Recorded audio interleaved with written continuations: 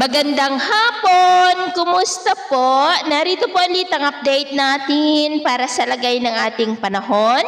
Ngayong hapon po ng November 12, 2025. Sa ngayon po, ay patuloy pa rin natin na minomonitor ang LPA na nasa southeast po ngayon ng Mindanao na nagdudulot na po ng makakapal na kaulapan habang nasa layo po ng 1,630 kilometers southeast ng Davao. Hindi naman po ito nakitaan na lalakas bilang bagyo, gaya pa ninyong napapansin ay nawawalan na po ang sirkulasyon nito.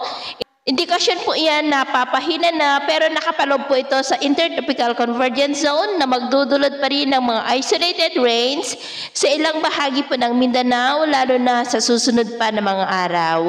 Easterlies po ngayon ang umiiral sa silangan ng Luzon at Visayas at nagbabanta na po na mag-landfall ang bagyong Uwan dyan sa may Taiwan pero papahina na po iyan at unti-unti na nalalakas ang bugso ng hanging amihan. At ito naman ay pinapakita ng forecast model natin pong ginagamit hanggang sa susunod na 2 linggo ay wala pa naman pong malakas na bagyo na nakikita na tatawid sa ating kalupaan pero hindi pa rin inaalis ang posibilidad na maaari na may sama ng panahon na mabubuo at ang development ng mayan ng ating babantayan. At sa lagay naman po ng ating panahon, ngayong hapon ay maayos naman ang panahon sa malaking bahagi ng ating bansa pero may chance pa rin ng maulap na kalangitan na minsan ay may mga pulo-pulo na mga pag-uulan sa ilang bahagi ng Ilocos Region, Cordillera, Tarlac, Batangas, Legazpi, Masbate, Mindoro Provinces, Northern Palawan, Panay Island, Negros, Cebu, Bohol, Leyte, Samar Provinces at dyan po sa malaking bahagi ng Mindanao. At mamayang gabi, dahil sa ITCZ ay asahan pa rin natin ang mga isolated rain sa malaking bahagi ng Mindanao at dahil naman sa mga localized thunderstorm ay cloudy skies with isolated rains sa ilang bahagi ng Leyte, Bohol, Cebu, Bacolod, Iloilo, Masbate at Ilocos Norte.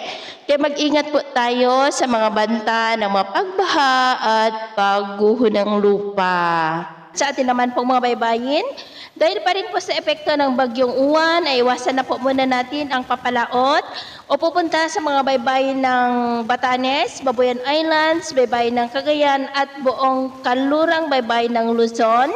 Dahil ang mga alon po dyan ay posibleng aabot hanggang sa 3 to 6 meters height. Kaya hanggat maaari po, ay iwasan na muna natin ang papalaot dyan sa mga may kulay pula para mas makaiwas sa mga sakunang pangkaragatan. So ito po ang latest update natin sa araw na ito. Nakapumuli si James na nagsasabing sa kahit na pagsubok po na darating sa ating buhay, huwag na huwag po tayong mawawalan ng pag-asa. Thank you and God bless!